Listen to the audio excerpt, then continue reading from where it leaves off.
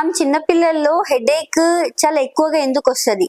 Actual గా అయితే పిల్లల్లో తలనొప్పి చాలా అన్కామన్. ఒకవేళ వచ్చినా సరే కొన్ని లైఫ్ స్టైల్ రిలేటెడ్ ప్రాబ్లమ్స్ వల్ల ఉండే కారణాలు ఉంటాయి. దీస్ ఇంక్లూడ్ స్లీప్ సరిగ్గా లేకపోవడం కానీ, డిహైడ్రేటెడ్ స్టేట్ లో అంటే వాటర్ సరిగ్గా తాగకుండా, ఎలక్ట్రోలైట్ రీప్లేస్మెంట్ సరిగ్గా చేసుకోకపోతే తలనొప్పులు వస్తాయి. అది కాకుండా మరి ఎక్కువ స్ట్రెస్ఫుల్ గా అంటే సమ్ టైమ్స్ ఎగ్జామ్ ప్రిపరేషన్స్ కి కానీ లేదా ఇంకేదన్నా పర్టికులర్ స్పోర్ట్స్ కి ప్రిపేర్ అయినప్పుడు స్ట్రెస్ఫుల్ గా మరి ఎక్కువ స్ట్రెస్ తీసుకొని వర్క్ చేస్తే కూడా హెడ్ ఏక్స్ ఉండొచ్చు. ఇవి టెంపరరీ, వాటిని రెక్టిఫై చేస్తే, కరెక్ట్ చేస్తే హెడ్ ఏక్స్ క్యూర్ అయిపోతాయి.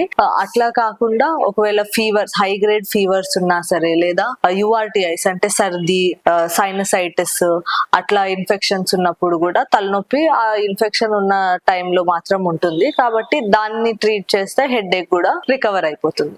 అట్లా కాకుండా ఎవరికైనా ఒకవేళ క్రానిక్ హెడ్ ఏక్స్ ఉన్నాయి లేదా sudden onset very severe headaches ఉన్నాయి అంటే అప్పుడు ఏదర్ విజువల్ అబ్నార్మాలిటీస్ కానీ అంటే చూపు మందగించినప్పుడు కూడా చిన్నగా మైల్డ్ హెడ్ ఏక్ నుంచి స్టార్ట్ అయ్యి అది తొందరగా కరెక్ట్ చేయకపోతే క్రానిక్ హెడ్ ఏక్ లాగా అవుతుంది.